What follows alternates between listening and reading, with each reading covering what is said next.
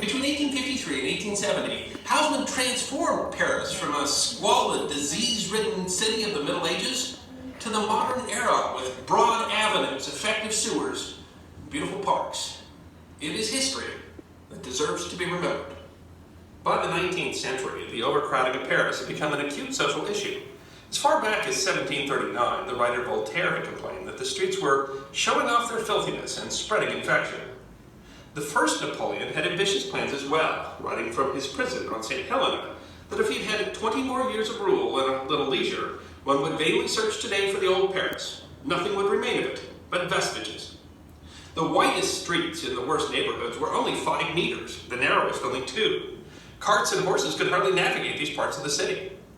Elected the first president of France in 1848, Napoleon III worked as president to beautify the city, but was able to accomplish very little. It wasn't until he overthrew the government and declared himself emperor that the project would begin in earnest. After selecting Haussmann to oversee the project, the emperor asked him to give the city more air and space, to make it beautiful and to better connect the sprawling capital. The first stage of the project was to complete the Grand Croisée de Paris, a great cross that would bisect the center of the city, and which had begun under the first Napoleon.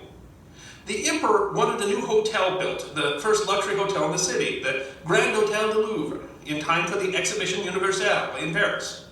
The exhibition was a kind of World's Fair held in 1855. It was held partially as a response to the Great Exhibition held in London 4 years earlier. Haussmann relished the challenge and worked 24 hours a day, had 3,000 workmen finish the most important parts of the cross and the hotel in time for the exhibition. The project involved tearing down enormous sections of the city, a task that Haussmann called the gutting of old Paris. Many of the neighborhoods torn down were simply turned into the broad avenues that define the city today, and many small streets were eliminated entirely in favor of one navigable one. This was only possible because Napoleon III had made himself emperor. He had the parliament change the law so that Haussmann could seize land on either side of the streets, and he reported only to the emperor himself. Haussmann finished the cross in 1859, centered in a large square that was widened with 2 new theaters, which still stand today, facing each other across the Fontaine de Palmer, a victory fountain built under Napoleon I to memorialize his greatest military victories. The fountain itself was moved to sit at the exact center of the square and redecorated with sphinxes and more, designed by architect Gabriel Daviod. Daviod was almost as important to the project as Haussmann. While Haussmann worked on the grander design of the city, Daviod was the architect for many notable buildings built during this time, including the theaters in the central square, as well as other distinctively Parisian street furniture. He designed benches, balustrades, fountains, signposts, and much more during the renovation. This work, as well as that of other architects under Napoleon III, had a unique style, much of which can still be seen all over Paris today. One architect who designed during this time called the style simply Napoleon III.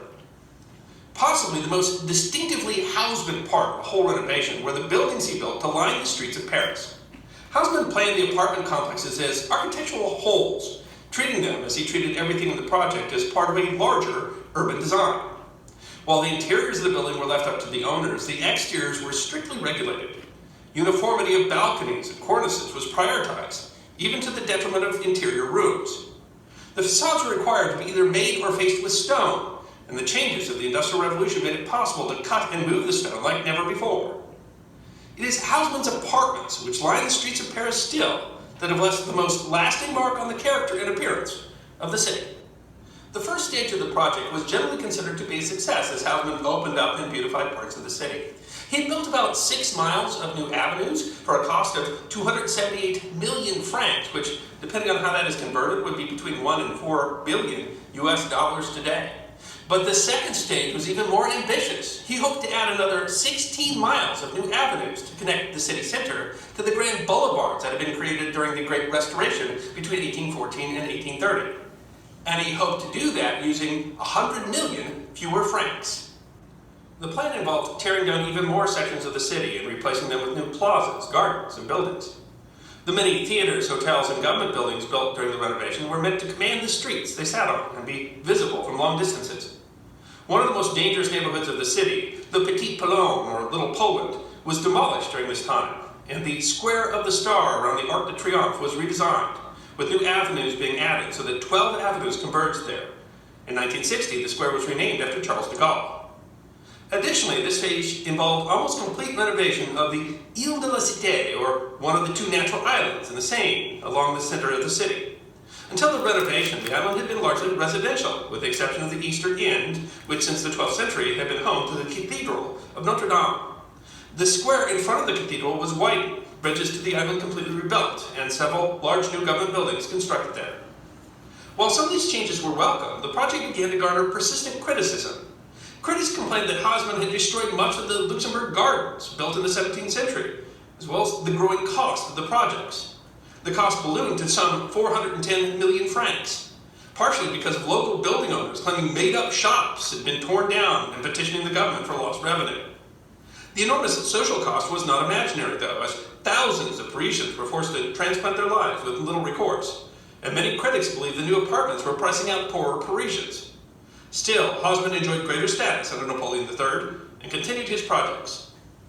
Streets were not the only thing that Haussmann was concerned with. Together with several colleagues that had brought with him from Bordeaux, 4 major parks were planned at the cardinal compass points around the city. Workers dug new lakes and constructed grottos, lawns, and gardens. In addition to the large parks, they built 24 new squares throughout the city. Haussmann's goal was to make parks and green spaces accessible to all Parisians. In total, he added over 2,000 hectares of green space to the city, and over the 17 years he worked, planted over 600,000 trees. He also revolutionized the city's woefully inadequate water and sewer system. He enlisted Eugene Belgrand to head the work, and Belgrand built new aqueducts to serve the city with more water, and built the largest water... Yeah, just see a little bit. No, that's too far. Yeah, but just a little, okay. Let's just see a little bit at the end. That's fine. Frequently running water. Haussmann's urban planning dominated the future of the city, essentially directed the city's growth and traffic flow 150 years later.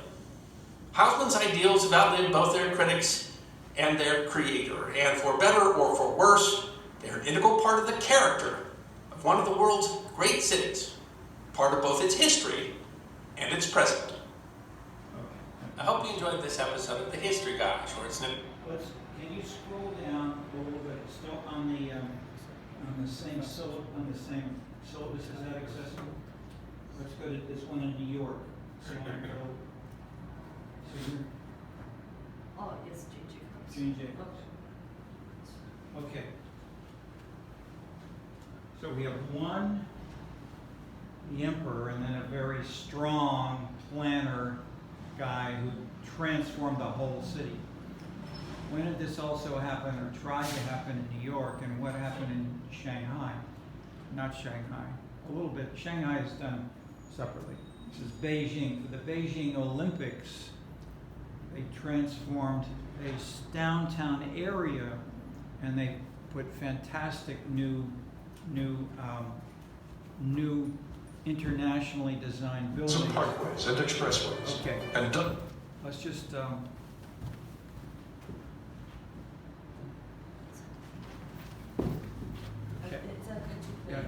Go ahead. Let's just a little bit at the beginning of this. Hundreds of miles.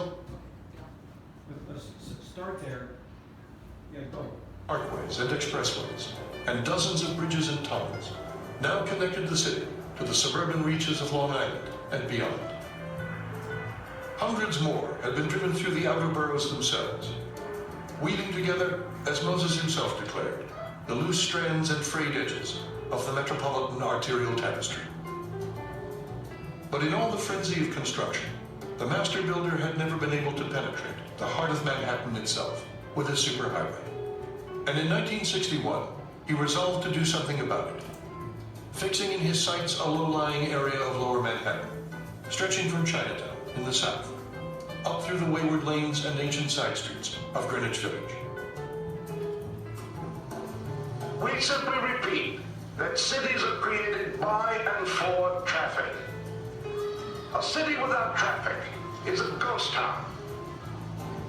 The area between Canal Street and 3rd Street, a strip 3/4 of a mile wide, is the most depressed area in lower Manhattan, and one of the worst, if not the worst, slums in the entire city. Robert Moses. Condemning the West Village village as a slum, and the old cast iron district to the south as an obstacle to the free flow of traffic. By 1961, he had set in motion two immense federal initiatives. A vast urban renewal project that would level 14 entire blocks along Hudson Street in the village. And an 8-lane elevated highway, one of his most cherished dreams, that would drive straight across the heart of Lower Manhattan, from the East River to the Hudson, destroying thousands of historic structures and displacing nearly 10,000 residents and workers. It's difficult to even make anyone understand what would have happened. He would have bulldozed a swath about 225 feet wide right across Lower Manhattan. Today, that's the cast iron district of Soho. What was the vision? What was the aims of a man who would decide, for the sake of the automobile, to cut a swath across the city, across a beautiful, vibrant, bustling part of the city? Two-thirds to the end. And you know, Rob... Okay, so let me just stop for a second. So he wants to do this, but the story of New York is it failed. That is, he's the New York Haussmann. He wanted to do what Haussmann did, and he failed. So let's see. So what killed Moses' activity? Jane Jacobs. Jane Jacob is the heroine of the story. Let's just have a little bit on her. Then declared that since there was no official record... This is Jane right there. Yeah, is it the red part? Yep, just play it there. The hearing. There had been no hearing. She was arrested and charged with riot, inciting to riot, criminal mischief, and obstructing public administration. But public support for her actions only grew. Mr. Moses says that the expressway must go through regardless of who stands in the way. Do you agree with that? Absolutely not. If this expressway goes through, it will absolutely be catastrophic. This will set a pattern, no doubt, there that will be followed there in other parts of the city. And if he has his way, he'll crisscross the city north, south, east, and west, bisected, trisected, every which way with expressways. Expressways to Mr. Moses are evidently more important than people The do. evidence of the need of that thing is overwhelming from the point of view of engineering and traffic. That's all that matters. Well, in the end, yes.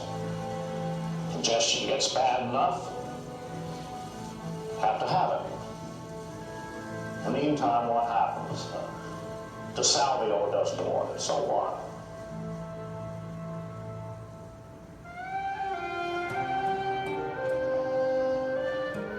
The battle over the Lower Manhattan Expressway came to a crucial climax on the night of December 11, 1962, at a tense, crowded meeting of the Board of Estimate on the second floor of City Hall. Except for one old man, Assemblyman Louis DeSalvio declared, I've been unable to find anyone of technical competence who was for this so-called expressway. And this old man is a cantankerous, stubborn old man who has done many things which may have in their time been good for New York City. But I think that the time has come for the stubborn old man to realize that too many of his dreams turn out to be nightmares for the city.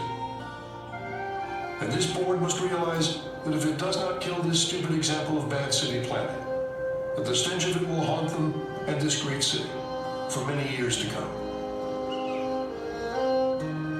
Jane Jacobs led the fight against that expressway. That was Moses's last. He had many last hurrahs, but that really did it. Every major politician, Lindsay, Koch, then a congressman, was in the debates were all over the press, nationally and internationally. And somehow the fate of what an inner city, historic, but still very modern city would be, was being decided on whether these super projects, whether clearance for housing or for an expressway, could go forward in an existing city, or whether the people who live there had rights. Okay, so we see two drastically different stories. Transform the whole city, and an effort to just build 3 highways, but they were destroyed. Okay, so is this democracy or is this anarchy?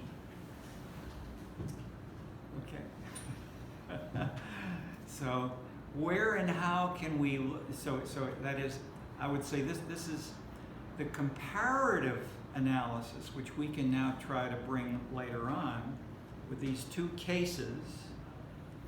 If we try to ask where and how can hierarchy make some things better, and where and how, if we have more participation, make things better, or would we just have anarchy? Okay, this was an analytical, theoretical question that people fought over for 10 plus years. And question? I just got a question after seeing the video. I was curious that whether there is the existence of the empire power or some political figure affects to the how affects to the cities. Yeah, just explain a little more.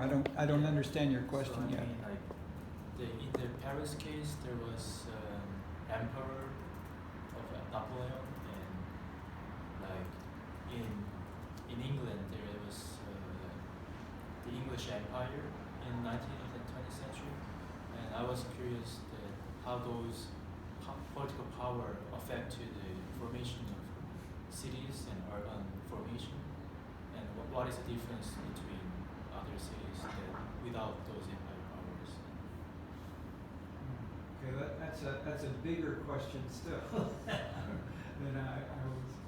It is. I think I would say, well, certainly one can see some examples of maybe not specifically the empire, but that is the both Paris and London have sections where there is a central area where there's a high statue, and at the top is either a general or an important military leader, or there is a treasure that comes from Egypt. So Napoleon, conquered much of Europe, and he went as far as Cairo, Egypt. So they brought back some art from Cairo in Egypt, and these are now in Paris. So in a sense, you could say that the city of Paris changed because of the it was not specifically an empire there, it was more military conquest. But so I would say we could find little examples, but I would say it would be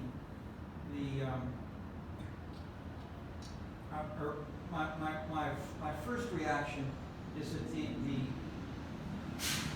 we have, I'll make a general one, because you're thinking, and I know some of your concerns are to deal with many variables. Like we have the nature, the geography. That is, what's the geography of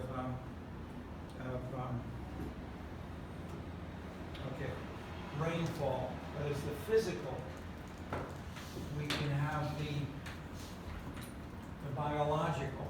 That is, how much do people react to rain. We can have let's say if we go back to say the English coffee houses, and we then may have, let's say, the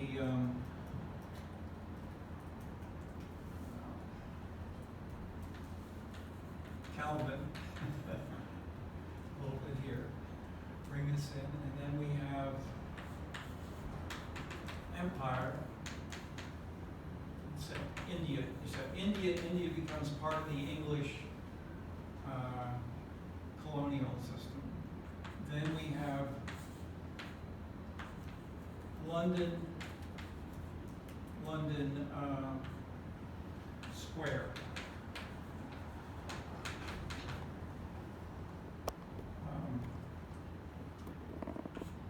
Okay. So what you're asking is, that is, you're asking is only about this. But if we say,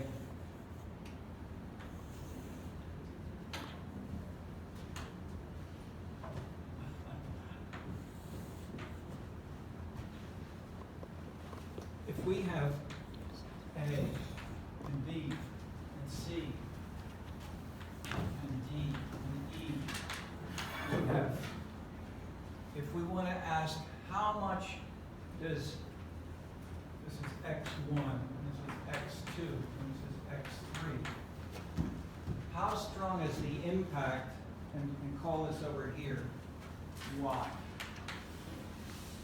How strong is the impact of these things on here? What you need to do is multiply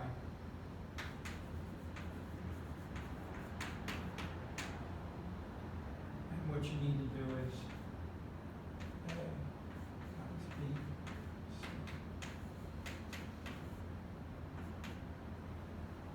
So if you have 0.05, so if all of these are equal times 0.5, and we have times 0.5 squared is 0.25. 0.25 gets smaller, smaller, smaller. If we multiply A, B, C, D, E, you see the point? There are so many steps in your question that it's very weak, is my answer. See my point?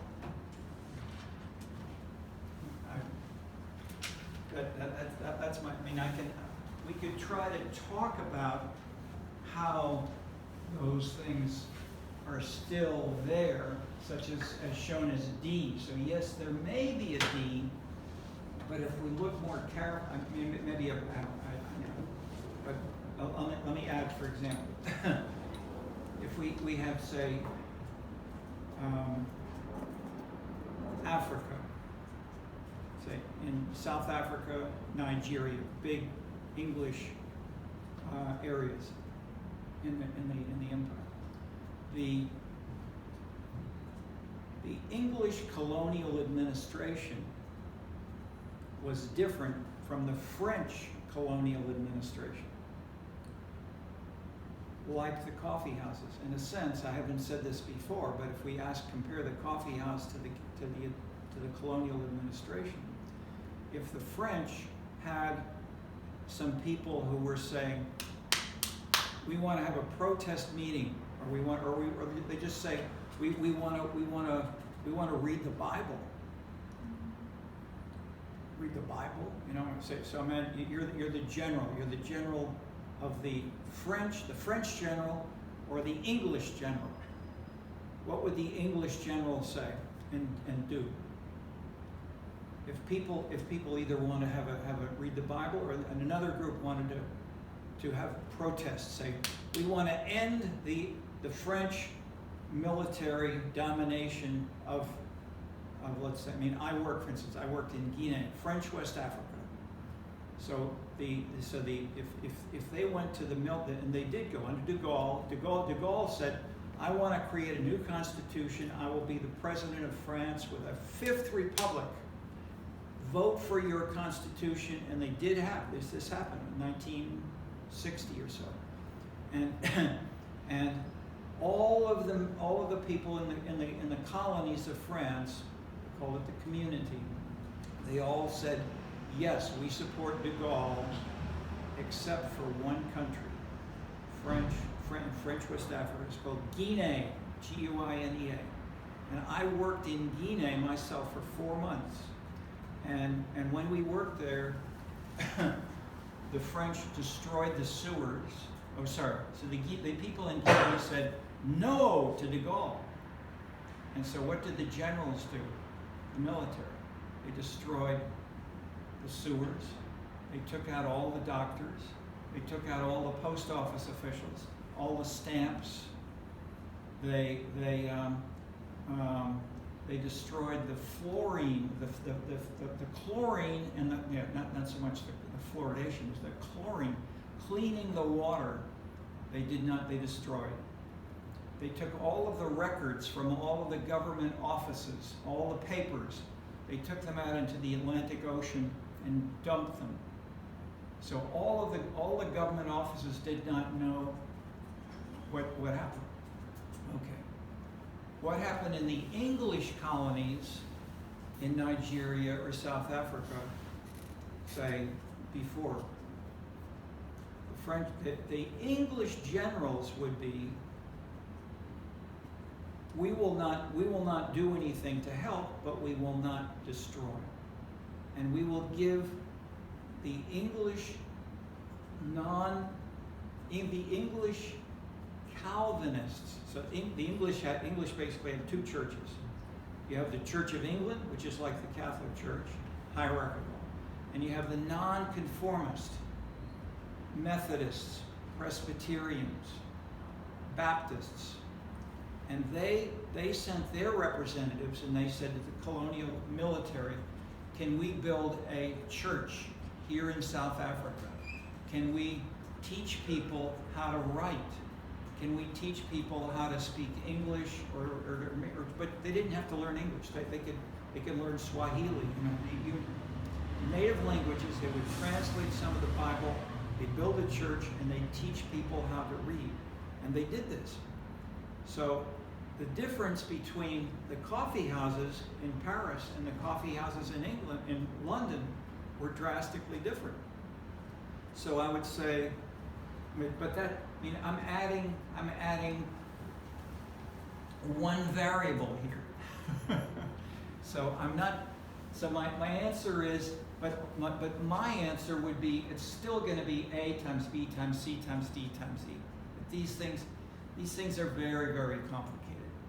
And so if you want to do it systematically, quote unquote, you need to have equations or data. You can't answer with two cities. We need to have more, ideally. So have maybe or really countries with different types of colonial administration. So I'm giving you two countries. So if we added five more countries, if we had, say, Germany, Belgium, Russia, what are their colonies like? They're like the French. Mexico. How did the Mexicans handle protest in the 1960s when the president of France was François Mitterrand, and his wife, Mrs. Mitterrand, was concerned about the Mexican indigenous population was treated how? When they wanted to have a meeting about Indian rights, the military were sent and they killed the people. Basically, they just killed them off. Okay, so so they knew this. This has happened many times in Mexico. And so what they did was Mrs. Mitterrand and a sociologist named Alain Touraine, who was a social movement activist, and they got on a big, or one or two buses with lots of radio and television people, Mexican and French, and they went to the villages where the Indians were active inside Mexico. And with all of the television there and the political leaders there, the Mexicans were very polite and they welcomed the Indians to participate in the Mexican political system. And what is it today? How important are native Mexicans? Very, very important. They have something like affirmative action. They get extra money, extra rights. They get loans to go to universities. And so they get very special positive treatment, but it came because of Mitterrand and Alan Turin and a lot of newspaper people, many cameras, and it changed the Mexican political system. So in a sense, I've given you 3 different answers to your simple question. So simply to say, there are many variables here. That means that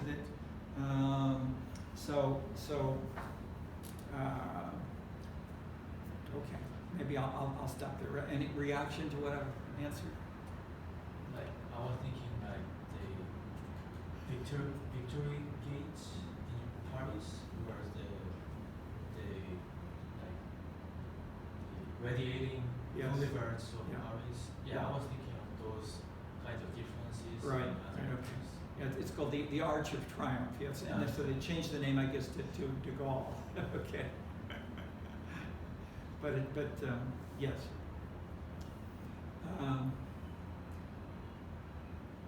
Well,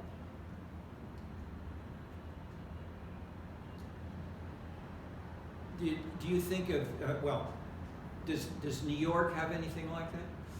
Yeah, so another like case can be New York or big cities in US because it is now kind of empire, but it is democratic. Okay, he's got an answer. Maybe. Yeah, if you look at a lot of the cities, there are mid-sized cities in the United States. If you look at maps of them from the early 1900s to what they look like now, almost all of them have been impacted by the type of urban planning that Moses tried to do in New York. Cities like Cincinnati, like Worcester, Massachusetts, even a lot of like much smaller cities like Brockton, Fall River, Massachusetts. You saw a lot of like these big movements to bring in highways, and they gutted historic neighborhoods. If you look at Cincinnati, you have a big highway coming along in a big U right along the river. And because these are cities, they've generally tended to put the highway where other communities used to be. And there's been a pattern of they did that through minority neighborhoods. They did that also in part segregating. The downtown is here, other communities are here. There's a lot of issues about the democracy in many parts of the United States actually led to the institutionalization of these highways. In part because a lot of Americans wanted to be able to go to work in the downtown area but live in a white suburb. And so a lot of people, New York is, I don't know, my perspective is that New York is kind of like a special case where it didn't happen. But if you look at a lot of cities, I mean, even Boston had this, where the gigantic highway went right through the downtown area. Your answer is a good story, and it's right as far as it goes. The simple answer, if you have an Arch of Triumph and other big new streets,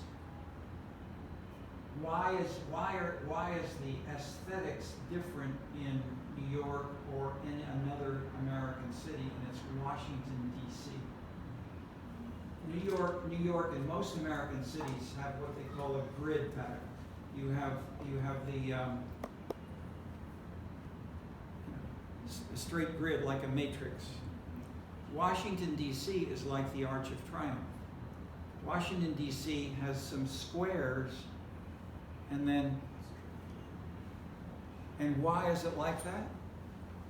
Type of the city, maybe because New York is mainly for The business. architect and planner was French. And the French wanted to celebrate that in this new city. It was a new city at that time, totally new city called Washington. They named it for the first president, the first general. Okay, so, but that was not necessarily that has nothing to do with a colony. That is, the U.S. at that point was a colony that revolted against the King of England, and did manage for once. They lost it the first times, but they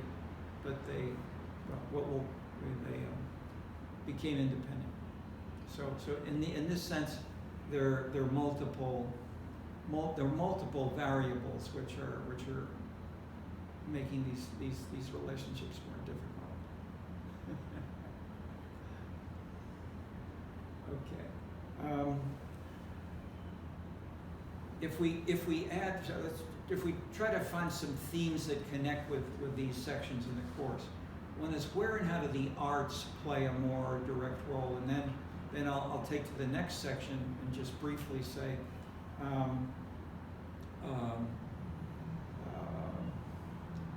the aesthetics, that is the aesthetic view or the image of what or just stay with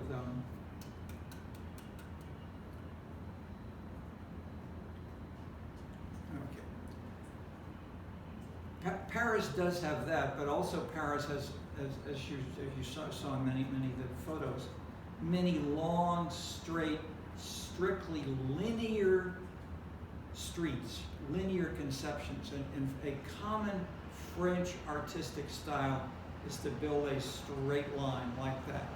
And they build highways that go all the way from Paris to the south of France. They go straight like an arrow. The people talk about the English garden. Is it like that? No, it's the opposite. That is, the traditional English garden is to leave nature the way nature was, and not to have one linear kind of pattern. So the French linearity is in that sense, and so Washington versus New York. New York, in that sense, the linearity of New York is a French linear conception, which is illustrated by the highways. If you go to the countryside of across all of France, there are many highways that are straight, and they have trees. They have trees right next to them for miles and miles. Whereas in the U.S., often they're more like this.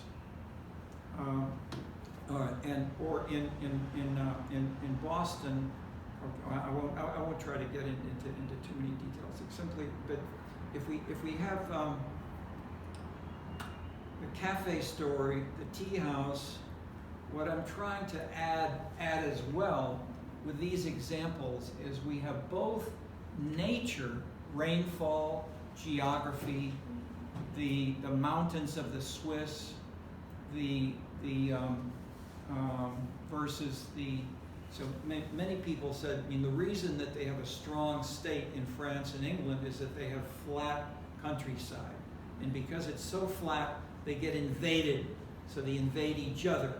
And so because they lose because of that, they must have a strong state to protect. The Germans have to protect from the French. And so the French and Germans especially would fight back and forth on these flat plains. Whereas in England and Switzerland, they have mountains and the ocean is separating England away from that, so they're safer militarily, and therefore they have a weak state. That's some people have argued this for a couple of months, but how much does the geography explain later on? Well, probably less today than 200 or 500 years ago, because the technology, because we're more culture, arts, aesthetics, and so in a sense what we're having today is by the 21st century these variables are becoming more complicated because they're separate. There are many different. I'm putting them together here.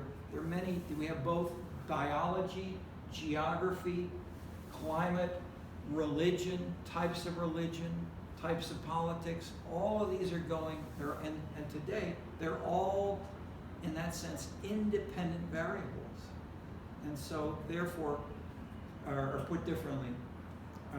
Another way I've put this: if we take the best knowledge we have, and we put them together we're almost, the maximum that we usually get to is 15%. This is true whether you deal with geography, with biology, with social science, with economics. If you look at the journals and see what the maximum is usually about 15. What is to say, if we have lots of variables, lots of complications, we have luck, chance, randomness, noise, and we can't explain that is, so in many respects, the best medicine still is only not explaining more than 15%. Okay. So the any follow-up thoughts? I see it's low. Yeah. Okay. That's an important point. Let me plug this in. I need this for that. This one over here. Thank you.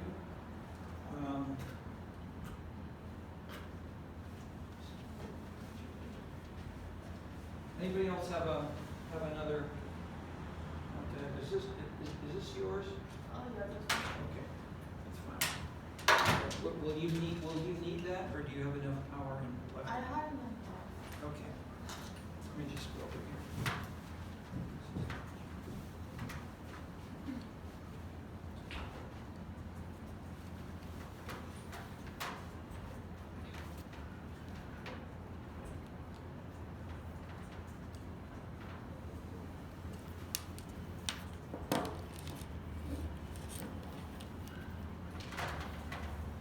One crude way is, we've talked about, say, how can we generalize to China, for instance, to use the middle-sized American city example. What happened to the freeway that was in the middle of Seoul? And I asked you this 2 sessions back. You remember the answer? They tore the whole thing down because it was noisy, dirty, congested, and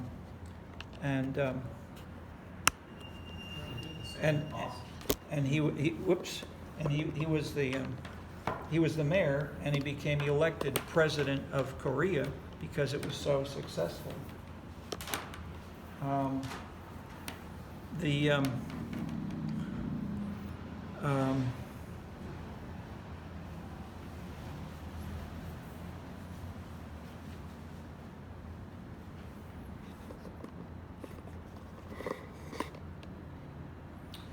Okay.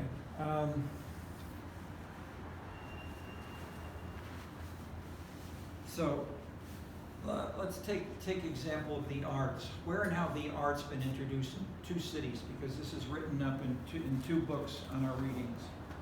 In here and in here, we have 2 case studies by me and Dan Silver. Dan wrote about Toronto, I wrote about Chicago. And where did the arts get added in a serious way by the government of Toronto and the government of Chicago? Both cities had no art in the early 20th century. They were dirty, ugly, non-appropriate, non-aesthetic cities. Both of them have both embraced the arts actively and used the art to transform Chicago and transform Toronto in the last 20 years. In that sense, this is a valuable place to study for other cities that would like to use more of the arts. Say if you're building new Chinese cities or even old established Chinese cities, where and how can we bring in classic historical? There's so many of the Chinese we're working with. The Chinese are building thousands and thousands of museums. Museums are a critical institution now because they can link all that long, complicated Chinese tradition of what one city with the contemporary business, social concerns.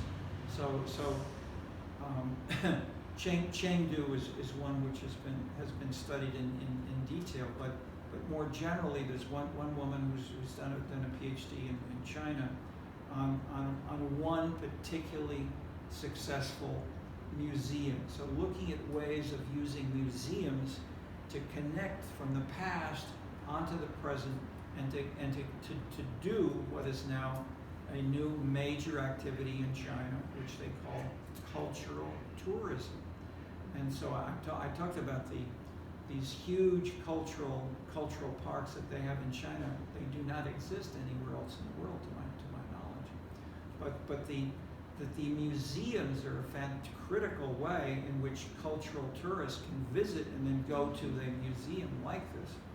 And it doesn't have to be just within one building. It can also be part of a city. And so what building the aesthetics, and the aesthetics can be circles, it can be straight lines, combinations of these, and different combinations of these.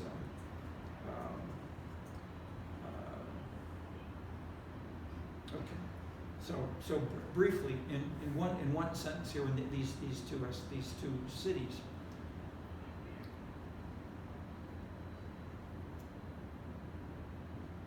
The cultural mile, and I told you briefly about the school, the downtown buildings in the south side of Chicago were empty. The factories were dead. They no longer worked. And the city government took them over. And so Mayor Daley then said, what can we do? I don't know who else he may have talked with, but this was not generally widely discussed, but he made the deals to sell those buildings at a low price to the universities. Were there are 4 big universities there. Then they had others, and there are dozens and dozens of other universities in Korea, in China. They may be a Chinese university with a branch in one little office in Chicago. And then they send maybe 300 students from China that may come to Chicago for a month. Then they'll go back to China. Same thing, they come from Korea, etc. So they can have a degree, a BA from that university, which can either have the Chinese name or it may be an American name. So for different visa or different purposes, that either of these may be useful, such as teaching them English. So you can try to teach them in English in Shanghai, but people can also teach it anyway. But top down was the story in Chicago for the cultural mile and for the creation of these cultural activities around it. Toronto was the opposite. Toronto, in that sense, was more like Moses. That is, you had art there it does not have a political machine. That Chicago had a strong mayor because it had a strong political machine, and it's Chicago's version of a strong communist party coming down from out.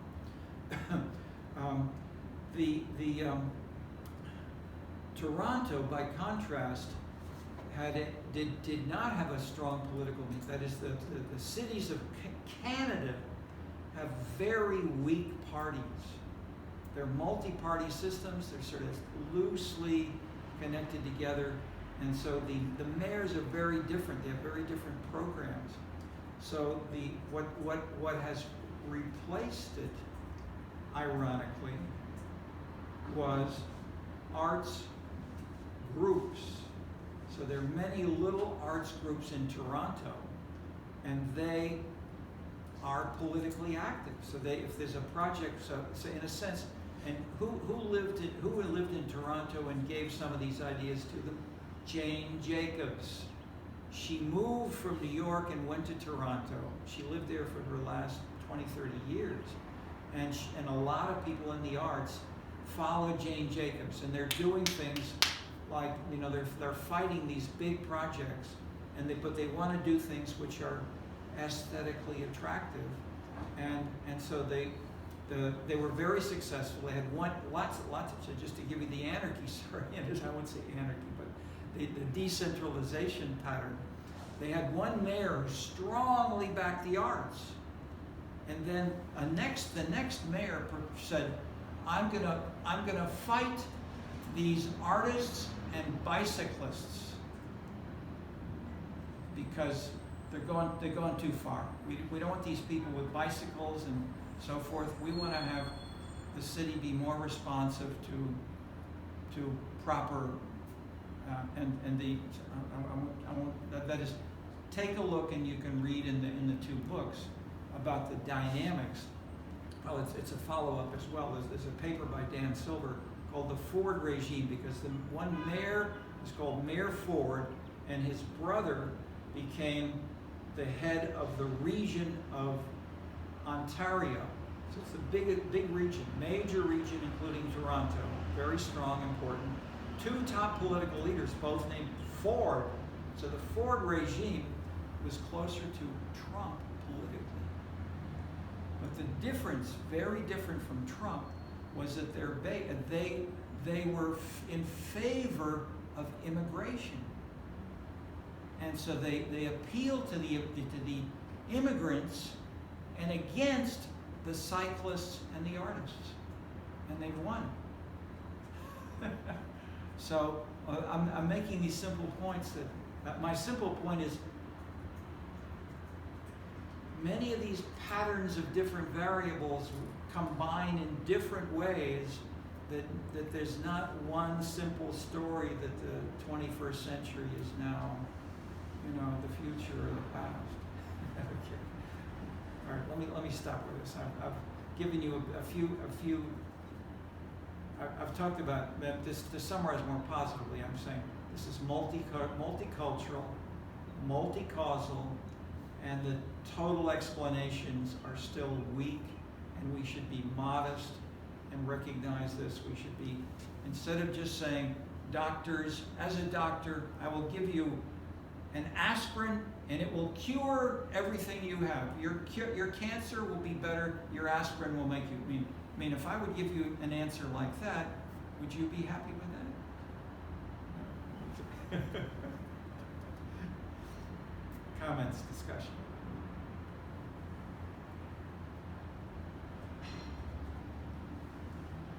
You've all had good points in each of you. So it's a small class, but you've each had some very good points. Anybody want to add a little? Let me shut up and listen to anything else you may have to say.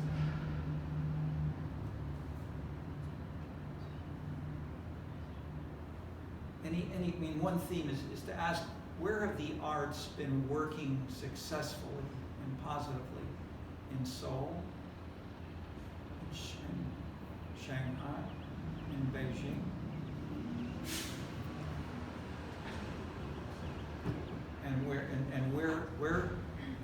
What should there be the cultural policy if you're a planner for a rural area, a small city in China, a big city in China, or something like that?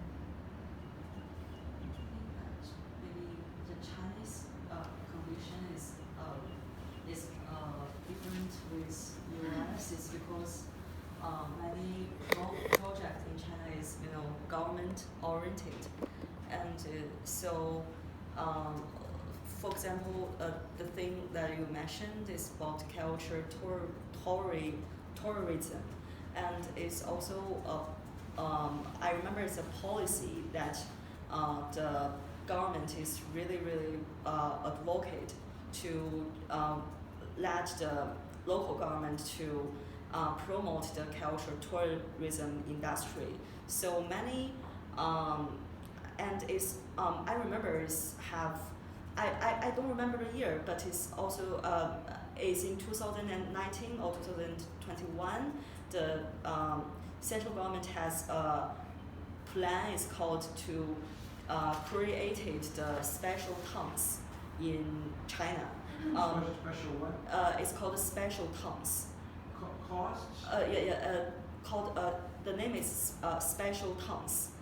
What's the second word? How do you spell it? Towns, yeah. T-O? T-O-W-N-S. T-O-N-G-S? T-O-W-N. Yeah, it's like a village or county, but it's... town. Yeah, towns, Okay. yeah. Yeah, it's called the special towns, yeah. Okay. Yeah, and I remember most of that is about the target to create the special towns is to make these towns representative of this whole area and to make the the towns to help the nearby areas to develop. So each towns will have a labor or a theme. Some of them is about the culture tourism, yeah. So and it's very important and interesting.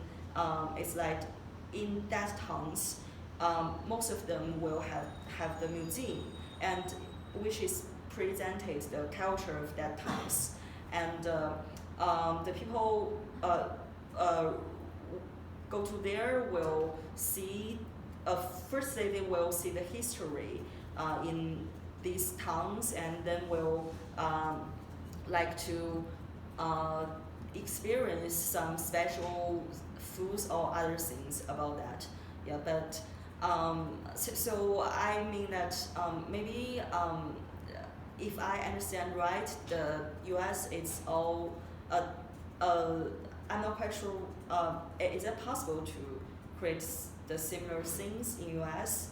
Maybe it's about the political level things. Yeah, but maybe. Yeah. Okay, now this is again an excellent, new, interesting point. But let me just ask you one simple question. When you say that you a special town, are these geographically distinct? So this is the town, and let's say this is a city. City 1, City 2. Is it like this, or is the town like this? Is this T1 or T2?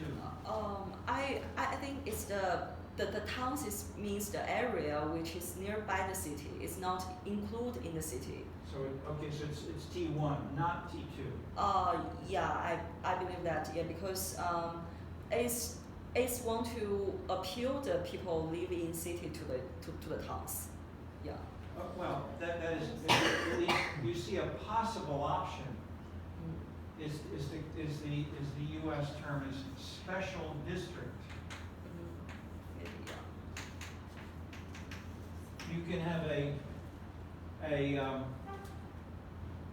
air pollution district or a mosquito abatement district, because we have mosquitoes, or we may have, air that's dirty. It covers all of these. And so people will then create a special district which can be for air pollution, which could be like T2, which will be all of those cities and all of the rural areas nearby. And so a possibility we could have, a little town here, so this is City 1, City 2, and we could have a little town 2 and a little town 1, like this, or it could be a bigger one, which could be especially focused on. So, example in this book, just briefly, so you can see something. In France, you have voting. They have you can vote in French cities. They also have Tocqueville-like civic activities. And in some places they have lots, sometimes they have a few. Okay. Do those civic activities change people's legitimacy and participation? And the answer is, in city normal elections, City 1, City 2, when they vote for the mayors, they have the traditional French parties. The same citizens, this is now, we can call this ward, political ward, voting district 1 here. If they can vote for the city, or they can vote for the European Parliament. Okay, so when the French citizens vote, they get what it became, the French parties are strong. In the European votes, they have many new, different groups that are such as one is called anti-English. No speaking of English. Instead, we want to have many different separate languages. Greens. The Green parties are very strong at the European level, but they're weak. They're not a strong major party in France because the party system before Macron, everybody said the French political system is very strong. And then so these things. But the simple point is, you can test the potential, and one could and if we give and what then has happened, the European Parliament then gives money to the French, and then at one point the woman who was at the end of when Mitterrand was socialist national leaders, prime minister. There's one woman who was a mayor of a small town, and she became elected as the top, one of the very top political leaders of the European Union. She was very clientelist. She would talk like daily one. She would talk openly, and she gave lots of money to a dentist in her small town, and the dentist got lots of money.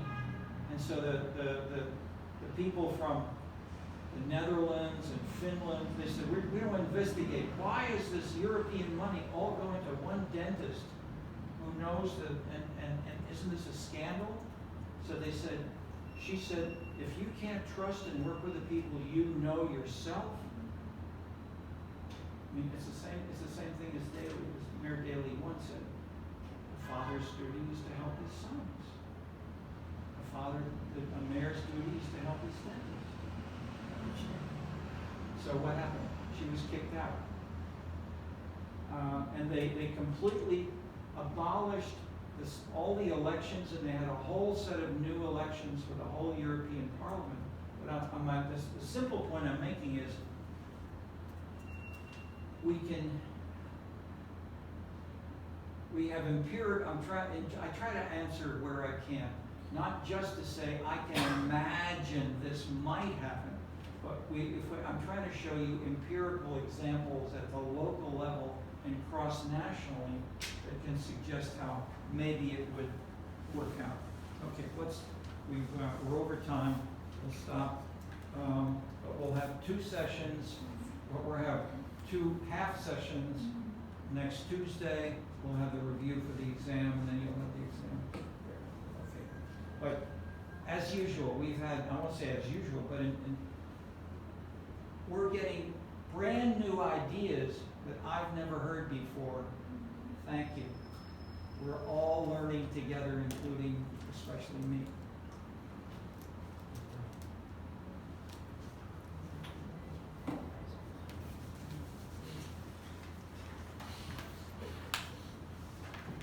Just flash this one over here for a second for that board. This has the township, and then